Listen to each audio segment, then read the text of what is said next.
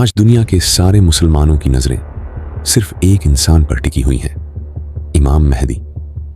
ہر کوئی اس انتظار میں ہے کہ کب امام مہدی آئے اور مسلمانوں کو لیڈ کریں تاکہ مسلمان پوری دنیا پر حکومت کر سکیں۔ لیکن ہر کوئی یہ جاننا چاہتا ہے کہ امام مہدی آئیں گے کب؟ کیا امام مہدی کا ظہور صرف مسلمانوں کی کتابوں میں ہی لکھا ہے یا پھر دنیا کے ڈیفرنٹ ریلیجنز کی کتابوں میں بھی امام مہدی کے آنے کی پریڈکشنز کی گئی ہیں؟ اور سب سے بڑھ کر امام مہدی آخر کس طرح آج کی اس دنیا میں آ کر دنیا کی سپر پاورز کا سامنا کریں گے؟ تو چلیے جانتے ہیں۔ یہ جو لفظ ہے مہدی، اس کا مطلب ہوتا ہے رہنمائی کرنے والا، یعنی کہ ایک ایسا انسان جو لوگوں کو ظلم سے نکال کر جیت دلائے۔ اور یہ کانسیپٹ نبی صلی اللہ علیہ وآلہ وسلم کے آنے سے پہلے کا دنیا میں ایگزسٹ کرتا تھا۔ آپ صلی اللہ علیہ وآلہ وسلم سے ہزاروں سال پہلے حضرت نوح علیہ السلام کے ٹائم پر جب لوگ حد سے زیادہ کرپٹ ہو چکے تھے، بت پرستی، کرپشن، ظلم، ناانصافی لوگوں میں بھری ہوئی تھی، لیکن اس وقت کچھ نیک لوگ بھی زندہ تھے۔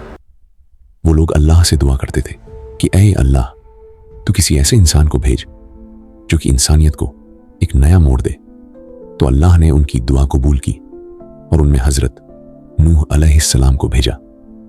انہوں نے ان لوگوں کو 950 سالوں تک وارن کیا، لیکن انسانیت بدترین ہو چکی تھی۔ انہوں نے حضرت نوح علیہ السلام کی بات نہیں مانی سوائے کچھ نیک لوگوں کے۔ تو اللہ نے حضرت نوح علیہ السلام کو ایک کشتی بنانے کا حکم دیا۔ حضرت نوح علیہ السلام نے کشتی تیار کی اور ہر سپیشیز کے جانور کو اپنے ساتھ لے لیا، جس کے بعد ایک بڑا فلڈ آیا جس نے ان لوگوں کو ختم کر دیا۔ اور اس کے بعد حضرت نوح علیہ السلام نے اپنے فالوورز کے ساتھ ایک نئی شروعات کی۔ حضرت نوح علیہ السلام کے کئی صدیوں بعد پھر سے انسانیت بت پرستی میں پڑ گئی۔ اس وقت کی بکس میں بھی یہ لکھا تھا کہ ایک ایسا انسان آنے والا ہے جو کہ اللہ کا دوست ہوگا، جو کہ حضرت ابراہیم علیہ السلام تھے۔ پھر حضرت ابراہیم علیہ السلام نے بت پرستی کو چھوڑ کر توحید بیان کی اور لوگوں کو ہدایت دی۔ حضرت ابراہیم علیہ السلام کے کئی صدیوں بعد بنی اسرائیل ایجپٹ میں بڑی تعداد میں بڑھنے لگے اور گرو کرنے لگے، لیکن اس وقت ایجپٹ پر فرعون کی حکومت تھی۔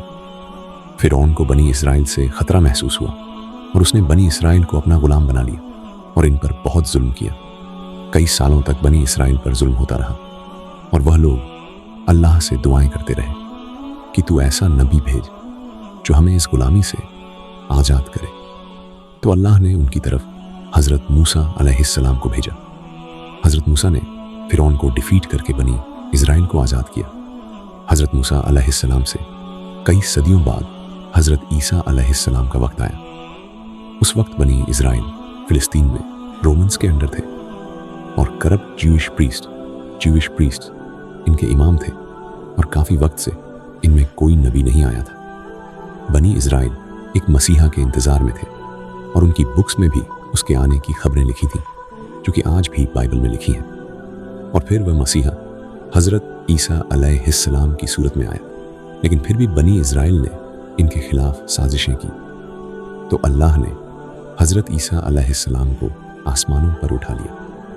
حضرت عیسیٰ علیہ السلام کے بعد جب عرب میں برائی عام ہو چکی تھی، تو اس وقت یہودیوں کی بکس میں ایک عظیم نبی کے آنے کی خبریں لکھی تھیں، اور اس وقت یہودی بھی اس نبی کا اسی طرح انتظار کرتے تھے جس طرح آج مسلمان امام مہدی کا انتظار کرتے ہیں۔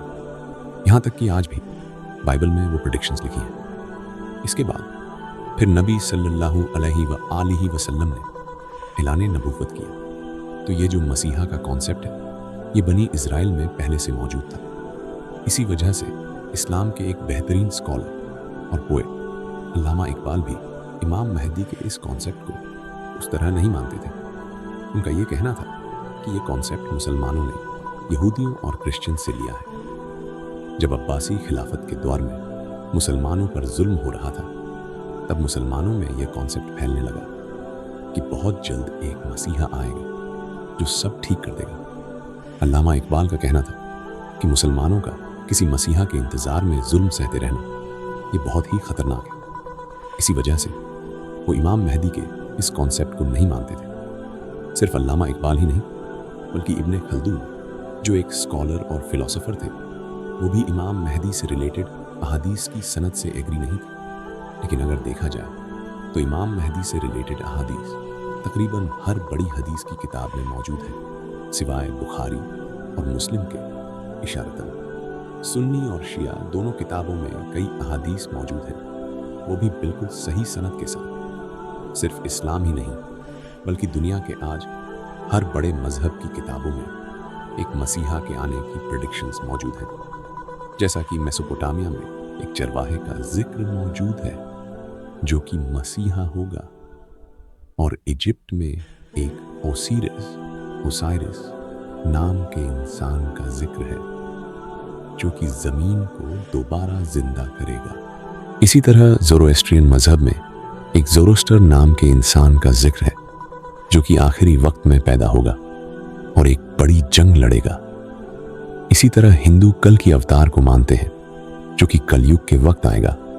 वो सफेद रंग के घोड़े पर सवार होगा और इसके हाथ में तलवार होगी जो कि जुल्म के खिलाफ लड़ेगा और पूरी दुनिया में दीन फैलाएगा। बौद्ध धर्म में भी एक मैत्रेय नाम के इंसान का जिक्र है जो कि उस वक्त आएगा जब लोग दीन से फिर जाएंगे। वह सच फैलाएगा और दुनिया को सीधी राह दिखाएगा। इसी तरह यहूदी भी अपने मसीहा को मानते हैं जो कि फ्यूचर में आने वाला है, लेकिन उनका वह मसीहा दज्जाल होगा जो कि उन्हें लीड करेगा और थर्ड टेम्पल को बिल्ड करेगा। वहीं क्रिश्चियंस हजरत ईसा अलैहिस्सलाम के न्यूज़ुल को मानते हैं, जिन्हें मुसलमान भी मानते हैं। तो ये मसीहा का कॉन्सेप्ट हर मजहब में मौजूद है, और इस्लाम में भी इमाम महदी का कॉन्सेप्ट खुद बनाया नहीं गया, बल्कि यह सही हदीसों में मौजूद है। यहाँ तक कि अमेरिका का प्रेसिडेंट जो बाइडन भी इमाम महदी के बारे में जानता है, और नेतन्याहू भी यह जानता है कि मुसलमान दोबारा से खिलाफत कायम करेंगे। लेकिन यहाँ सबसे बड़ा सवाल यही है कि आखिर किस तरह इमाम महदी इस दुनिया की बड़ी पावर्स को चैलेंज करेंगे, जिनके पास एडवांस वेपन्स हैं, जो इस पूरी दुनिया की इकोनॉमी तक को कंट्रोल करते हैं, जिनके पास आज के हर मुसलमान का डेटा मौजूद है। आखिर एक इंसान किस तरह इन सबको शिकस्त देगा, जबकि इमाम मेहदी के इस दुनिया में आने से पहले हालात और ज़्यादा डिफिकल्ट हो जाएंगे। सीरिया में जुल्म हो रहा होगा जो आज भी हो रहा है। दज्जाली निज़ाम आ चुका होगा, ग्रेटर इजराइल बन चुका होगा, जिसे खुद नेतन्याहू ने पूरी दुनिया के सामने शो किया। उस वक्त फिलिस्तीन को तो सिर्फ हिस्ट्री की बुक्स में ही याद किया जाएगा, और इंडिया में भी मुसलमानों पर बहुत जुल्म हो रहा होगा। नबी सल्लल्लाहु अलैहि वसल्लम ने फरमाया, उस वक्त दुनिया की कौमें तुम्हारे खिलाफ लड़ने के लिए एक दूसरे को दावत देंगी, और उस वक्त मोमिन बहुत कम होंगे और ज़मीन जुल्म से भर चुकी होगी। आप सल्लल्लाहु अलैहि वसल्लम की हदीस है। आपने फरमाया था कि जब अरब के एक बादशाह की मौत होगी, ये बादशाह मोहम्मद बिन सलमान हो सकता है। शहजादा मोहम्मद बिन सलमान ने अमेरिकी अरकान कांग्रेस से कहा है कि मुझे कत्ल करने की कोशिश की जा सकती है। बादशाह की मौत के बाद अगले बादशाह के लिए कॉन्फ्लिक्ट होगा। तभी एक इंसान काबा के पास आएगा, जहां कुछ लोग उसकी बैत करेंगे, और ये 313 लोग होंगे जो दुनिया के डिफरेंट इलाकों से सफर करके आएंगे। जिस तरह इस्लाम की सबसे पहली जंग बद्र में भी सिर्फ 313 मुसलमान थे, जिसके बाद इस्लाम का एक नया चैप्टर शुरू हुआ। इसी तरह इमाम मेहदी के साथ भी उनके 313 खास साथी होंगे जो नेक, इंटेलिजेंट, स्ट्रॉन्ग और परहेजगार होंगे।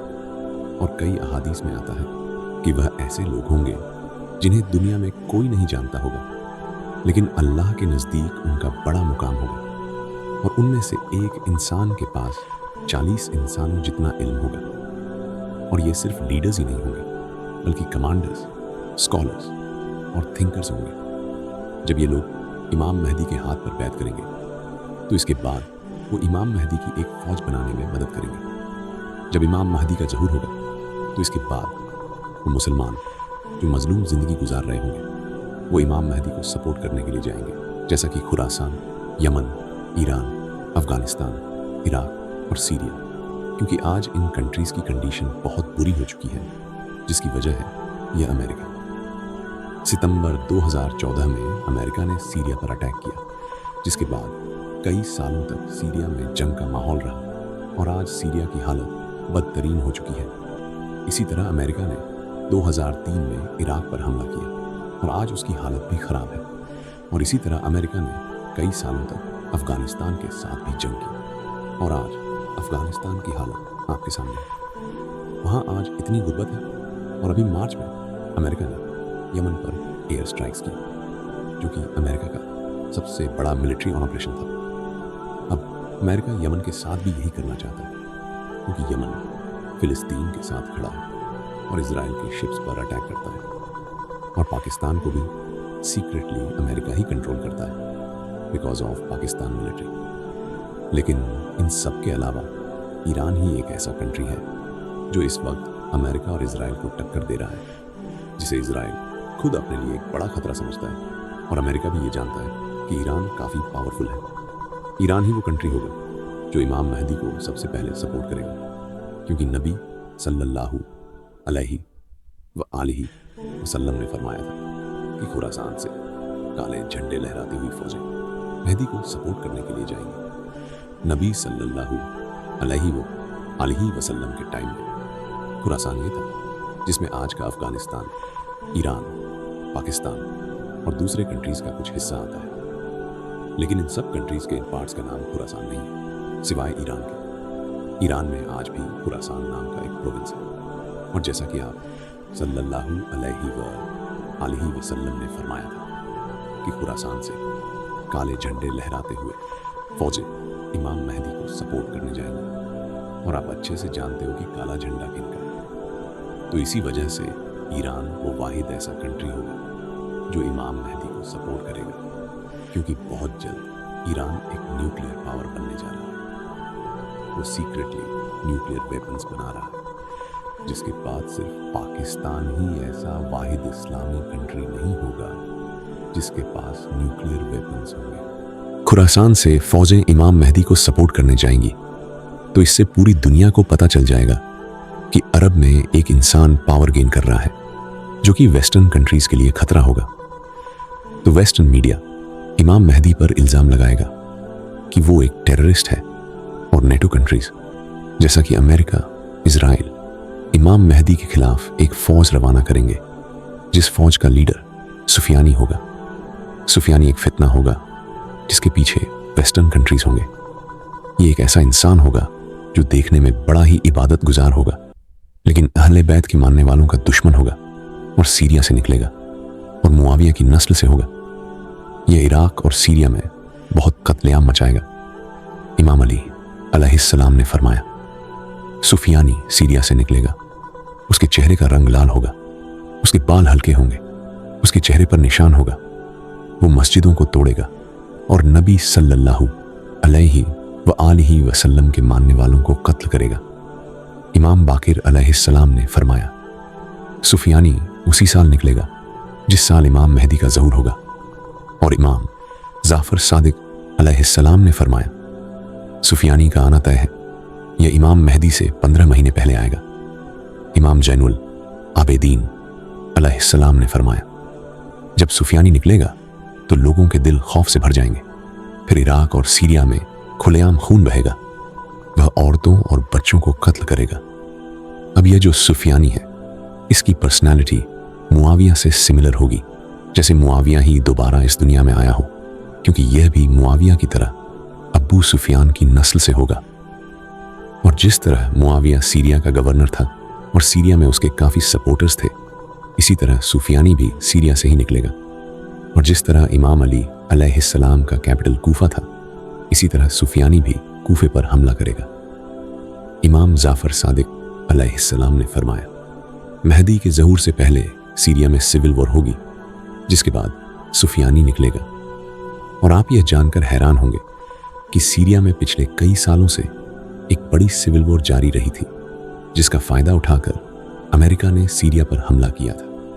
और जो आज सीरिया की हालत है, वहाँ से ऐसा लीडर निकल सकता है, क्योंकि सीरिया में कई टेररिस्ट लीडर्स रहते हैं। तो जब इमाम मेहदी का ज़हूर होगा तो सुफियानी इमाम मेहदी के खिलाफ एक फ़ौज भेजेगा, लेकिन वो फ़ौज रेगिस्तान में पैदा नामी जगह पर ज़मीन में धंस जाएगी, जो कि अल्लाह की तरफ से एक मौजज़ा होगा। ये देखकर जो मुसलमान इमाम मेहदी को शुरू में नहीं मानते होंगे वो भी उनकी बैत करेंगे। यहाँ तक कि कुछ यहूदी और ईसाई भी उन्हें पहचान लेंगे और उन्हें अपना लीडर एक्सेप्ट कर लेंगे।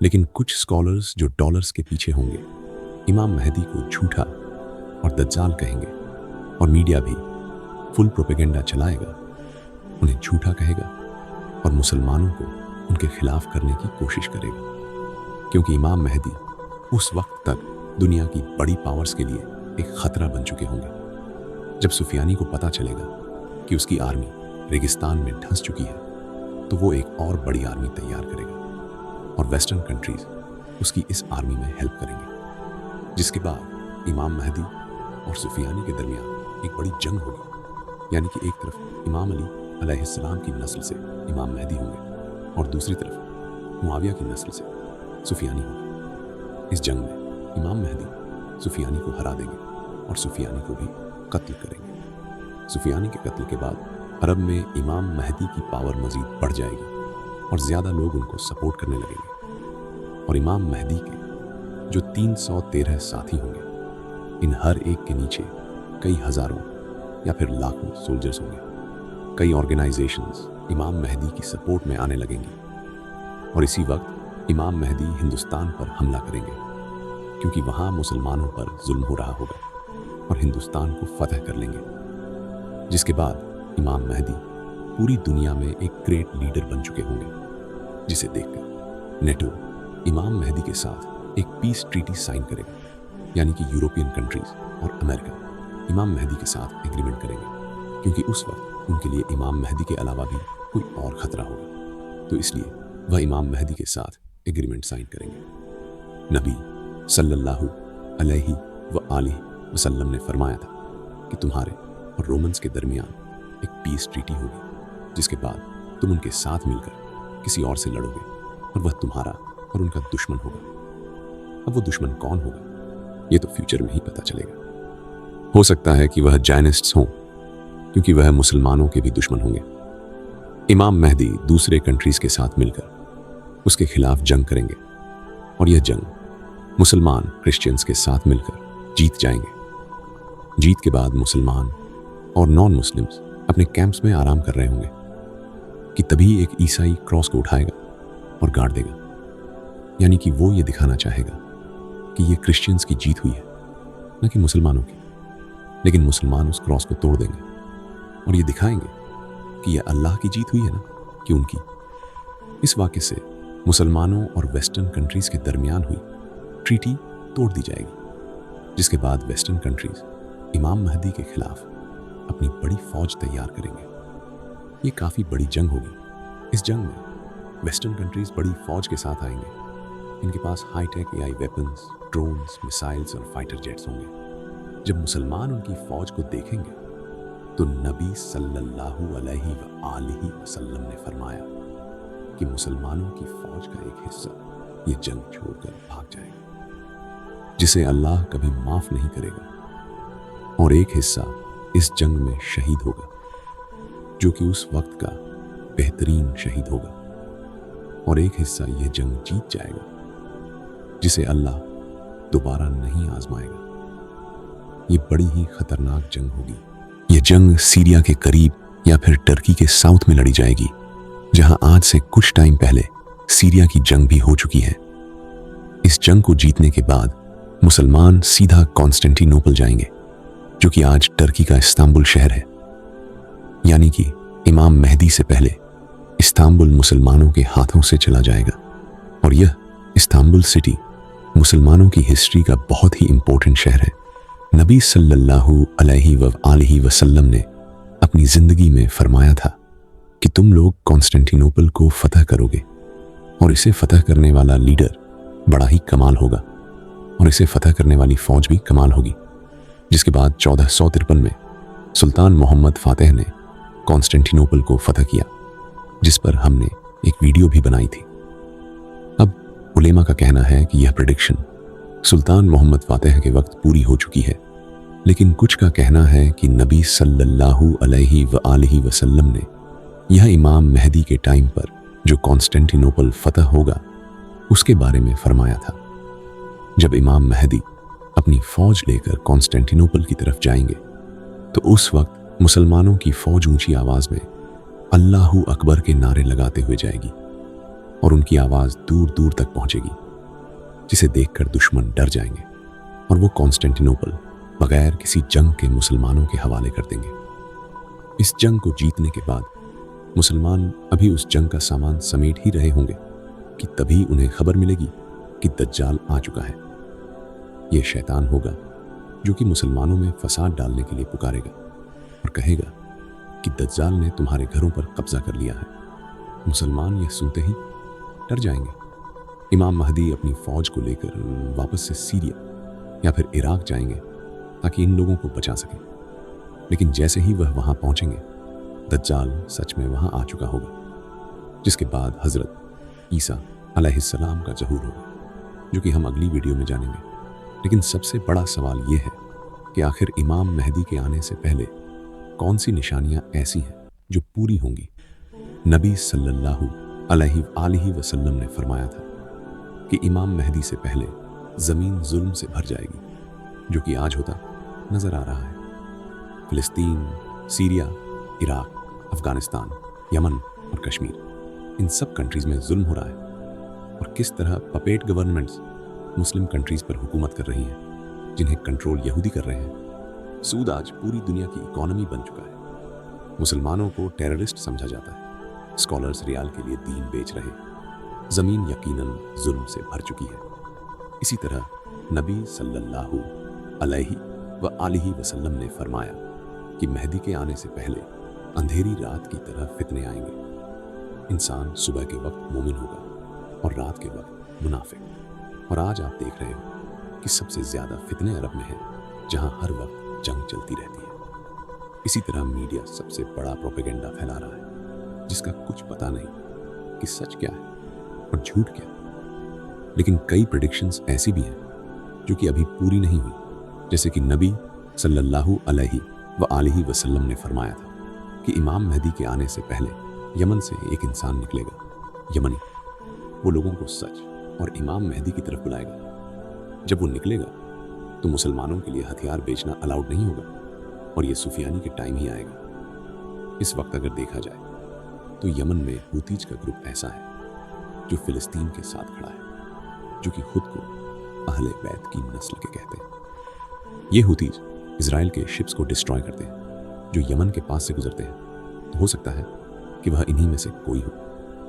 इसी तरह नबी सल्लल्लाहु अलैहि वसल्लम ने फरमाया था कि ईस्ट से एक बड़ी आग निकलेगी जो कि 3 रातों तक देखी जाएगी। लोग उसे देखकर खौफ का शिकार हो जाएंगे। अब यह आग एक न्यूक्लियर एक्सप्लोजन भी हो सकता है, जैसा कि ईरान जो कि अरब के ईस्ट में है, वो सीक्रेटली न्यूक्लियर वेपन्स बना रहा है। तो हो सकता है कि ईरान एक बड़ा न्यूक्लियर टेस्ट करे, क्योंकि अमेरिका और इजराइल सब ईरान के न्यूक्लियर वेपन्स बनाने से डरे हुए हैं। तो अगर ईरान ने ये न्यूक्लियर एक्सप्लोजन किया तो इससे सच में लोग डर जाएंगे। और जैसा कि नबी सल्लल्लाहु अलैहि वसल्लम ने फरमाया था कि यह आग 3 दिनों तक जारी रहेगी। इसका मतलब कि मीडिया भी इसकी कवरेज करेगा। इमाम जाफर सादिक अलैहिस्सलाम ने फरमाया कि इमाम मेहदी के ज़हूर से 15 दिन पहले एक इंसान को काबा के पास कत्ल किया जाएगा। इसका नाम नफ्सिज किया होगा। ये इंसान मोस्ट लाइकली एक इस्लामी एक्टिविस्ट होगा जो कि लोगों को सच बताने की कोशिश करेगा, लेकिन सऊदी हुकूमत शायद इसे कत्ल करवा देगी। तो ये कुछ ऐसी निशानियां हैं जो कि इमाम मेहदी के आने से पहले पूरी होंगी, लेकिन ये निशानियां भी बहुत जल्द पूरी होने वाली हैं, क्योंकि नबी सल्लल्लाहु अलैहि वसल्लम ने फरमाया था कि आखिरी वक्त में क़यामत की निशानियां इस तरह पूरी होंगी जिस तरह तस्बीह टूटने के बाद इसके दाने एक के बाद एक गिरते चले जाते हैं।